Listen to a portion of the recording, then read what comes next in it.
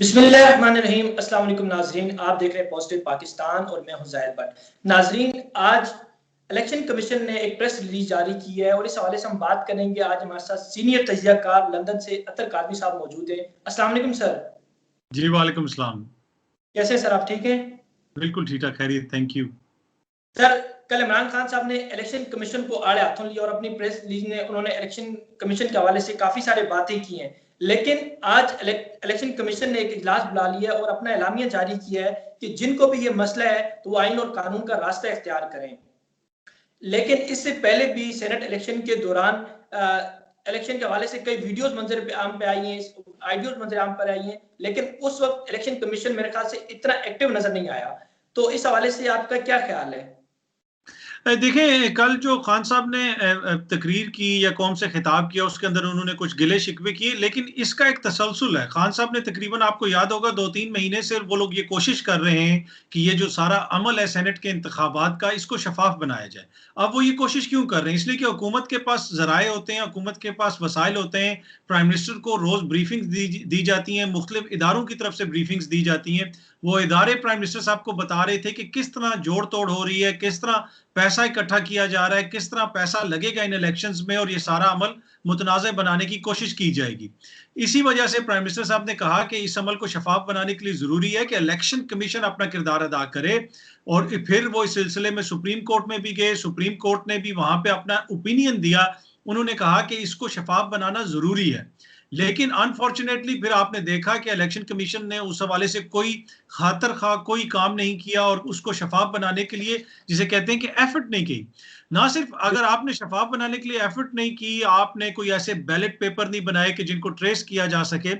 उसके बाद जो वीडियो सामने आई, जो हमने देखा कि इलेक्शन से एक रात पहले जो कैंडिडेट थे यूसुफ रजा गिलानी साहब, उनके साहबजादे किस तरह पैसे बांटने की बातें कर रहे थे, लोगों को खरीदने की बातें कर रहे थे, ये सब कुछ बातें हो रही थी। लेकिन उसके बावजूद इलेक्शन कमीशन के सर के ऊपर जूं भी नहीं रेंगी, उन्होंने कुछ भी नहीं किया। उन्होंने ना उसका कोई एक्शन लिया, ना कोई उस हवाले से बात की। और टोटल आज जो प्रेस रिलीज निकाली है, उसके अंदर भी उसका कोई जिक्र नहीं किया कि हमारे पास ये शवाहिद आ चुके हैं, हम इसके ऊपर कोई कार्रवाई करेंगे या हम इसको देखेंगे। तो उसकी वजह से यकीनन जो इलेक्शन कमीशन की कारकर्दगी है, उस पर सवालिया निशान तो है। इसी वजह से प्राइम मिनिस्टर साहब ने भी फिर उनके ऊपर तनकीद की, और आप देखें सोशल मीडिया के ऊपर भी आम आवाम भी फिर उनके ऊपर तनकीद कर रहे हैं। मासवाए चंद सीनियर सहाफियों के, जो जिनका बिल्कुल और नैरेटिव है, बाकी सब जो आम लोग हैं, वो लोग तो इस हवाले से सवालात उठा रहे हैं। बिल्कुल सर, ऐसे ही है।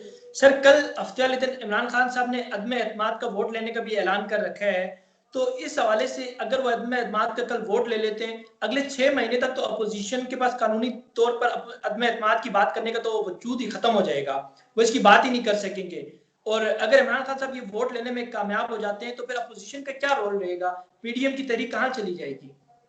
देखिए, जहां तक मैं पहले पीडीएम की तहरीक से आता हूं। पीडीएम की तहरीक अभी तक कहां गई है? ये तहरीक शुरू हुई थी, किस किस्म के इन्होंने दावे किए, बातें की कि जी दिसंबर में आर एंड पार हो जाएगा, हम इस्तीफे दे देंगे, हम असेंबलियों का हिस्सा नहीं बनेंगे, हम इलेक्शन में, हम सेनेट के इलेक्शन में हिस्सा नहीं लेंगे। फिर उनको वहां पे उनको बताया, उनको समझाया गया कि जी सेनेट के इलेक्शन में अवाम ने थोड़ा वोट देने होते हैं, सेनेट के इलेक्शन में तो वोट खरीदने होते हैं। तो उसके लिए तो हमारे पास सिंध के तरक्याती फंड हैं। चाहे सखर में बच्चे उनको खुराक ना मिले, या थर में बच्चों को खुराक ना मिले, या कुत्ते के काटने की वैक्सीन ना मिले, हम हमारे पास फंड्स हैं और हम आपको बेहतरीन सेनेटर्स खरीद के देंगे। तो फिर इन्होंने सेनेट के इंतखाबात में हिस्सा लिया। तो जहां तक पीडीएम की तहरीक का ताल्लुक है, तो उनकी तो उस हवाले से कोई तहरीक नहीं है, ना ही उनके पास स्ट्रीट पावर है कि वो बंदे इकट्ठे कर सकें। और खान साहब ने भी अपनी तकरीर में भी ये कहा कि अवाम लोगों का या चोरों का पैसा बचाने के लिए बाहर नहीं निकलती। अवाम जो अवाम का पैसा लूटा होता है लोगों ने, उसके खिलाफ बाहर निकलती है। अब जो अदम एतमाद की बात है खान साहब के हवाले से, इस इलेक्शन के बाद इनकी ये कोशिश थी अपोजिशन जमातों की कि अब ये हुकूमत अंडर प्रेशर आ जाएगी, अब इनके ऊपर हम मजीद प्रेशर डालेंगे और कहेंगे कि जी हम तहरीके अदम एतमाद ले आएंगे, हम ये कर देंगे, आप मेजॉरिटी खो बैठे। तो खान साहब ने उसको प्रीएम्प्ट किया और उन्होंने खुद ही कह दिया कि जी मैं वोट ऑफ कॉन्फिडेंस ले रहा हूं, अगर मैं आपको पसंद हूं तो मुझे वोट दें, अगर मैं नहीं पसंद तो मैं घर चला जाता हूं।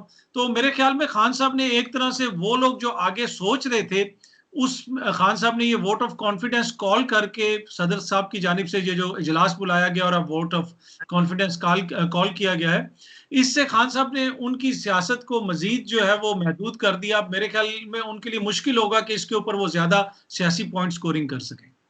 बिल्कुल सर, खान साहब ने तो ये दावा किया है कि वो तकरीबन 180 वोट लेने में कामयाब हो जाएंगे, और सेनेट इलेक्शन से पहले भी हमें फवाद चौधरी साहब कहते नजर आए थे कि हमारे जोराने में तकरीबन 174 लोग तशरीफ लाएं और कुछ लोग किसी मजबूरी के तहत ना आ सके। यानी उनका भी यही कहना था कि 180 प्लस लोग जो है ना हमारे अभी भी मौजूद हैं। तो आपको क्या लगता है, जिस तरह सेनेट इलेक्शन में हुआ है और एकदम से पूरा माहौल ही तब्दील हो गया, तो कहीं खान साहब के साथ ऐसा तो नहीं होने जा रहा आगे? देखिए, अगर खान साहब के पास जी, अगर खान साहब के पास लोगों का एतमाद नहीं है, तो खान साहब को कोई हक नहीं बनता कि वो वज़ीर आज़म की सीट पे बैठे रहें। क्यों बैठे रहें? घर जाएँ फिर, ठीक है। फिर बाहर आके वो सियासत करेंगे।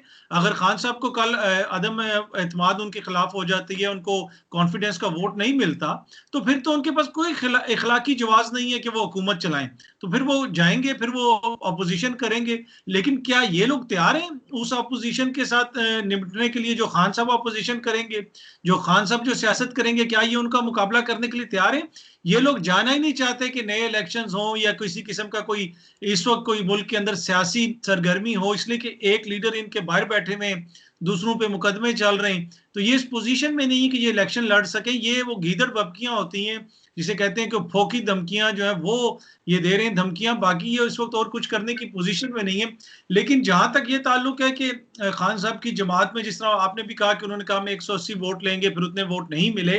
कुछ मसाइल उनकी जमात में भी हैं, हमने देखा कराची में, हमने देखा सिंध में, हमने देखा कि कुछ वहां से भी हमें इस तरह की खबरें मिली कि कुछ लोग वहां से लीडरशिप से खुश नहीं है। और खुसूसन सिंध के अंदर जो पाकिस्तान तहरीक इंसाफ की लीडरशिप है, वो इंतहाई इमेच्योर किस्म की लीडरशिप है। वो चाहे उनके गवर्नर हों, चाहे उधर से जो पहले रुकने कौमी असेंबली थे, अब वो सेनेटर उनको बना दिया गया। क्या इन लोगों ने जमात को वहां पे सही तरीके से चलाया है? अब हालत ये है कि सिंध की हवाले से एक बयान दिया था कि हम जो है ना हम वोट नहीं देंगे इनके हक में, क्योंकि ये पार्टी के हमारे मेंबर नहीं, हफीज शेख, इनको कम से कम 6 महीने पार्टी में रहना चाहिए, उसके बाद हम इनको वोट देंगे, या उसके बाद सेनेटर का ये सोचें। जी, बिल्कुल। एक तो देखिए वो हफीज शेख के साथ हवाले से भी तहफ़्फ़ुज़ात हो सकते हैं, और बाकी जो मकामी वहाँ पे सिंध की पीटीआई की जमात है, उस हवाले से भी तहफ़्फ़ुज़ात हो सकते हैं। वहाँ पे आप देखें कि पीपल्स पार्टी का गवर्नेंस का तो आपको पता ही है कि उनकी गवर्नेंस कितनी अच्छी या कितनी बुरी है।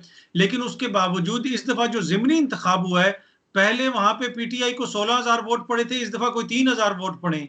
इसलिए कि उधर जो एमएनए है, पीटीआई का एक एमएनए सिंध में, कराची से पीटीआई के एक एमएनए साहब कह रहे थे कि मुझे एक दिन संडे वाले दिन फोन आया किसी अपने उनके हलके के बंदे का, तो मैंने उनसे कहा कि मैं तुम्हारे बाप का नौकर नहीं हूं कि मैं हर वक्त तुम लोगों के फोन उठाता रहूं। तो जब ये तो इस माइंडसेट के साथ आप लोग सियासत करेंगे तो फिर सियासत नहीं होती। इसमें कोई शक नहीं कि पीटीआई सिंध के अंदर जो इस वक्त क्यादत है, चाहे वो वफाकी वज़रा हैं, गवर्नर हैं, उनकी वजह से जमात को नुकसान पहुंच रहा है। उनकी सियासत ठीक नहीं है, मिच्योर सियासत नहीं है। वो टीन एजर्स लड़कों की तरह हर वक्त लड़ने के लिए तैयार होते हैं। सियासत में हर वक्त लड़ाई नहीं की जाती, काम भी किया जाता है on the field, on the ground. आपको होमवर्क करना पड़ता है, मेहनत करनी पड़ती है। ये बस सुपरस्टार बने हुए हैं, टीवी पे आ जाते हैं, बड़ी बड़ी बातें कर देते हैं, हम ये कर देंगे, हम वो कर देंगे। तो पीटीआई को अपने अंदर भी देखने की जरूरत है, खुसूसन सिंध में।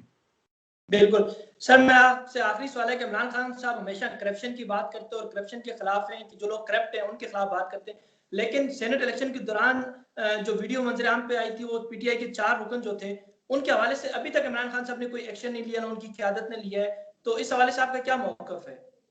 वो देखिए उन्हीं लोगों से अदम एतमाद का वोट भी लेंगे? देखिए, अभी अगर पता है कि वो कौन लोग हैं, अगर वो स्टिंग ऑपरेशन नहीं था, इन लोगों को पता है कि वो कौन लोग हैं, या फिर ये भी हो सकता है कि बहुत सारे लोगों के साथ राब्ता किया गया हो। जब जमात को पता चला हो कि हमारे लोगों को खरीदने की कोशिश हो रही है, तो उन्होंने अपने बंदे, खुद कुछ काबिले एतमाद बंदे भेजे हों कि आप भी जाके जरा उनसे बात करें और पूछें। तो फिर उन्होंने वो स्टिंग ऑपरेशन किया। एक वजह ये भी हो सकती है। दूसरी वजह ये भी हो सकती है कि क्या पता उनको मालूम ना हो। लेकिन ये मैं आपको बता दूं कि कल भी प्राइम मिनिस्टर साहब की जो आर्मी चीफ और डीजी आईएसआई के साथ मुलाकात हुई है, उसके अंदर भी ये इस हवाले से गुफ्तगू हुई है, और प्राइम मिनिस्टर साहब ने दोबारा उनसे कहा है कि आप इस हवाले से हमें शवाहिद दें, आपके पास जो भी मटेरियल है हमें बताएं कि कौन कौन लोग हैं। उनको काफी हद तक पता है पर कुछ चीजें क्लियर नहीं होती, तो प्राइम मिनिस्टर ने इस हवाले से मजीद शवाहिद भी मांगे हैं। तो अगर कोई ऐसा बंदा शामिल है उसके खिलाफ यकीनन कार्रवाई होनी चाहिए, अगर नहीं होगी तो मेरे ख्याल में वो काबिल अफसोस होगा। लेकिन अगर आप माजी की प्रैक्टिस को देख लें तो खैबर पख्तूनख्वा में इलेक्शन से कुछ अर्सा कबल इन लोगों ने 20 MPA फारिग किए थे, तो मिसाल तो मौजूद है। अगर कोई ऐसी बात हुई है तो फिर कार्रवाई होनी चाहिए। चलें, बहुत शुक्रिया सर, अब आपने कीमती टाइम दिया आपने। नाज़रीन, आपका भी इस हवाले से क्या मौक़िफ़, अपनी राय ज़रूर कमेंट्स में दीजिएगा। अपना बहुत बहुत ख्याल रखिएगा। अल्लाह हाफिज़।